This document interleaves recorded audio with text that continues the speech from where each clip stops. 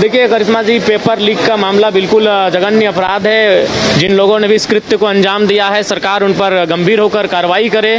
क्योंकि अगर ऐसा नहीं होता है तो जो आम व्यक्ति है उनका इस जो व्यवस्था है, जो सिस्टम है, उस पर विश्वास टूटेगा और वो ये मान के चलेंगे कि एक आम व्यक्ति का जीवन की सुरक्षा किसी के का उसके दायित्व किन्हीं का नहीं, उनकी जिम्मेवारी किन्हीं की नहीं है। जयराम जी, आप कितने गंभीर हैं इन मुद्दों को लेकर के? जी बिल्कुल, क्या स्टैंड है, क्या गंभीर मुद्दे हैं।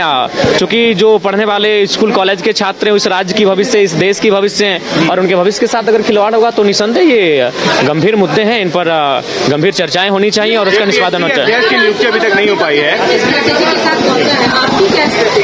देखिए, हमारी स्ट्रेटजी यही है कि बजट सत्र के माध्यम से इस राज्य को एक ऐसा बजट मिले जिसकी राज्य कल्पना कर रहा है, जो हमारे जो वीर शहीद हैं उनके सपनों को साकार होता हुआ देख सके इस राज्य को। उस दिशा में इस राज्य का बजट पारित होना चाहिए। जयराम जी, जेपीएससी अध्यक्ष पद अब तक खाली है, अब तक क्यों नहीं सरकार को मिल पा रहा है? देखिए, इसके पीछे कोई कारण होगा, जो कोई विशेष कारण होगा।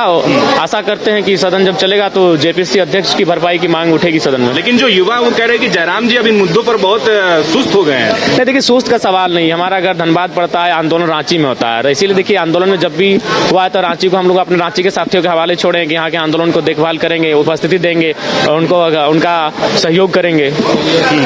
मैया सम्मान योजना की राशि जो है देखिए, आप बिल्कुल, और शायद सुनने में आया कि बैंक का भी हस्तांतरण किया गया है, किसी दूसरे बैंक में इसे शिफ्ट किया गया है। उसके भी बहुत सारे कुछ ना कुछ कह सकते हैं कुछ ऐसी घटनाएं विषय हैं, तो उनका कहीं ना कहीं मैंने पहले भी कहा था कि ये योजनाएं लंबे समय तक नहीं चलेंगी और फलस्वरूप वो होता हुआ दिख रहा है।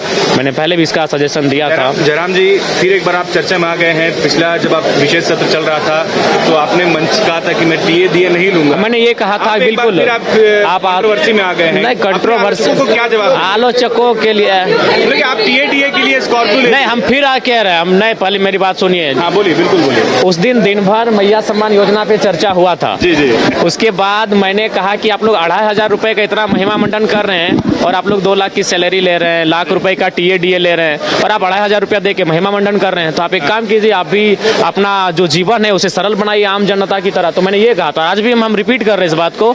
जिस दिन इस पर पहल होगी उस पर पहला हस्ताक्षर जयराम महतो का होगा। जिस दिन ये पहल होगी कि एक विधायक की सैलरी 3rd 4th ग्रेड के जो कर्मचारी हैं उनके समान होगी, 40,000, 50,000, 60,000, पहला हस्ताक्षर मेरा होगा।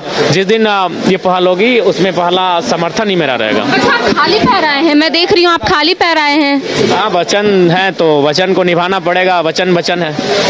ठीक है। गाड़ी खरीदने पर सवाल उठाया जा रहा है। देखिए, मैंने फिर कहा मैं आवास भी लेने जा रहा हूँ, लेकिन मेरा तर्क जान लीजिए, मैं आवास भी लूंगा क्योंकि मैं किसी वीआईपी के भरोसे अपना सुख सुविधा क्यों छोड़ूंगा। मेरी राज्य की जनता गरीब है, लाचार है, बेबस है, यहाँ के छात्र प्रताड़ित है, परेशान है। तो जो सुविधा मुझे सरकार से मिलेगी मैं वो सुविधा लूंगा और उन्हें मैं रॉबिन हुड के तर्ज पर जनता को दूंगा। बिल्कुल, मैं आवास की भी सुविधा लूंगा। नहीं, हम नहीं लेते, लेकिन उस सुविधा का अगर हम आवास नहीं लेते, वो आवास कोई ना कोई सरकार का आदमी रख लेगा, कोई वीआईपी पर्सन रख लेगा। देखिए रहे मंत्री लोग 2-2 जगह का रखे हैं, पुराना आवास भी रखे हैं और नया आवास भी रखे हैं। जो विधायक हार के गए वो आवास नहीं छोड़ रहे हैं। तो मेरा कहना है कि जो आवास मुझे अलॉटमेंट होगा वो किसी वीआईपी पर्सन क्यों होगा, इसलिए मैं वो आवास लूंगा। बिल्कुल, आज मीडिया के सामने कह रहा हूं और वो मैं अपने क्षेत्र से आने वाले 10-15 विद्यार्थियों को अलॉटमेंट कर दूंगा। वो रहेंगे, पढ़ाई करेंगे वहां से। नहीं, मुकर नहीं रहे, ये मुकरना नहीं कहते हैं। आपने बड़ी बात कही कि आप विद्यार्थियों हाँ, बिल्कुल अलॉट करेंगे, बिल्कुल अमल करेंगे। मैं मुकर नहीं रहा हूँ, मैं कह रहा हूँ कि अभी देख रहे हैं मंत्री लोग 2-2 आवास लेके बैठा है भैया। उनको कोई कमी है, इतनी सुख सुविधा है। तो मैं अगर आवास ना लूं तो किसी के हिस्से में चला जाएगा और किसी राजा के हिस्से में जाएगा, जबकि हमारी जनता गरीब है। तो मैं लेकर स्टूडेंट के बीच लेके जाऊंगा। आप आए तो इंटरव्यू लेने मेरे आवास में भी आ जाए। धन्यवाद।